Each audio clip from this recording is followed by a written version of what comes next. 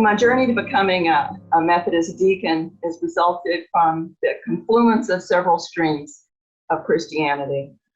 My parents loved the beach and our camp on the Tennessee River, and the times in nature with my family remain some of my most sacred memories, and nature continues to inspire reverent awe and awareness of God's presence for me. I grew up in Tennessee in the Church of Christ. However, in high school, I was invited to participate as a guest in the MYF of the First Methodist Church of Jackson, Tennessee, and later in their youth choir, which traveled around the country giving concerts. I was strongly drawn to the power of music in both traditions. I grew up during the day of the civil rights struggle in the state that was the birthplace of the Ku Klux Klan. I was in college during the height of the Vietnam War and the protests against that war. My heart for social justice and compassion formed at that time. I was concerned about the plight of those at the margins, as well as the struggle with how my understanding of the gospel's call to action differed with the words and actions of many other Christians. I became a physical therapist and enjoyed many years of caring for those in need of healing in Tennessee and then in New Orleans. My years of practicing physical therapy in various settings affirmed my gifts for healing and administration. After moving to New Orleans to work in physical therapy at Children's Hospital, I remembered my time in the Methodist Church back in Tennessee, and I eventually began to attend Ray Memorial United Methodist Church.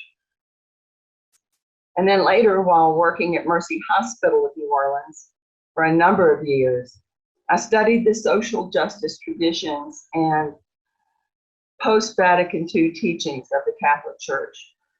The Sisters of Mercy were a huge influence on me, and I attended the daily and special services at the hospital frequently.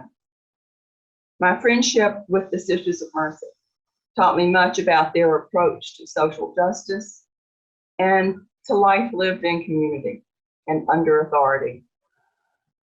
I was introduced to the contemplative stream of spirituality by my Catholic friends and attended some retreats, silent retreats with spiritual direction as a gift of my CEO at Mercy Hospital. This was at a time of personal crisis in my life, and she generously gifted me with a silent retreat. When Carol Cotton Wynn's academies were offered, I found my true home in Methodism. The contemplative approach strengthened my faith and nurtured spiritual disciplines that continue to be central to my journey today. The seed of my call to ministry was planted by my pastor at Mulholland United Methodist Church, Nick Evans. As he counseled me during a period of difficulty in my personal life, he said, "Janet, do you think you are being called into ministry?" I'm sure I gave him a quizzical, if not astonished look, but the seed had been planted and continued to grow as I taught disciple Bible study for many years, served on various church committees, attended Curcio, and conferenced with my soul sister, Anita Denman. Although I was working full-time in healthcare administration, I ultimately said yes to the call to ministry and looked for a way to attend seminary part-time while continuing to work full-time. That way was provided by the new program offered at Dillard University through ITC, which is Interdenominational Theological Consortium in Atlanta. With a little extra push from Reverend Alonzo Campbell, I was immersed in seminary studies and strongly influenced by the perspectives of the African American Church. I completed seminary at Garrett Evangelical Theological Seminary in Evanston, Illinois, a wonderfully diverse, socially conscious, and spiritually inspiring experience. During that time, I came to love my second soul sister, Mimi McDowell. I will never forget my second wedding, officiated by Reverend Dr. Jack Odell. Ed, my husband, and I were married in Mercy Hospital's chapel, which unbeknownst to us at the time was being televised throughout the hospital as they did Mass every time it was offered. The reception was in the convent section of the hospital in the Sisters' Dining Hall. I'm pretty sure that was a first for Jack. There are so many to whom I'm grateful, but I'll name just a few who've been pivotal to my discernment of call and ongoing ministry. Reverend Dr. Nick Evans, who planted the seed that God might be calling me into the ministry. He offered encouragement and affirmation as I pursued the path of discovery. Reverend Carol Cotton Wins many ministries through the academy, including the development of spiritual direction training in Louisiana. Carol truly paved the way for the recognition of contemplative practice in Louisiana.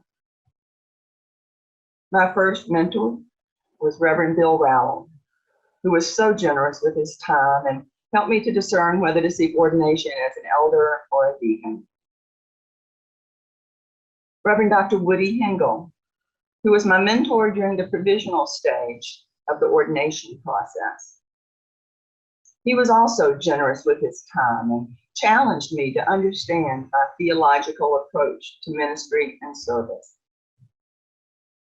Reverend John Ed Harper, a fellow deacon and a force of nature when it comes to getting all the I's dotted and the T's crossed. He was also gracious, very gracious in responding to questions, the endless questions of those of us who didn't quite understand the process, and truly concerned about our well-being. My husband, Ed, who suffered through the years when all of my vacations, most of my weekends, and much of our financial resources went towards seminary. Reverend Alonzo Campbell, without whose encouragement and guidance and sort of a last-minute prodding got me to start seminary at ITC, which is an experience that's been really transformative for me in terms of my understanding of the church outside of the one I had grown up in. Reverend Dr. Dwight Judy was my mentor throughout the years at Garrett Evangelical. His contemplative spirituality and focus on spiritual direction and retreat ministry nurtured me in powerful ways and continues to be a foundation for how I practice ministry and spiritual formation. My soul sisters, Anita Dinwiddie and Mimi McDowell, have been precious and meaningful in my life. I've shared life with them, discernment of our calls to ministry, and they have nurtured me in all of my ministry experiences. I'm grateful to the Louisiana Annual Conference for its financial support during seminary and for the transformational trip to the Holy Land with the ordinands in 2010. Reverend Jean Fennell hired me after my retirement from healthcare in 2012. I came to work at Munholland part-time as Minister of Spiritual Formation. And it was really this experience from which I am now retiring that has felt like the fulfillment of the whole journey of call into ministry. I'm grateful to the Order of Deacons who've encouraged and nurtured me personally and professionally since the day I said yes to the call. And finally, to my Munholland family, of which I've been a part for over 35 years. They have nurtured and challenged me, supported my call to ministry, offered financial support for my seminary education, and have affirmed and loved me throughout my years as a layperson and as clergy.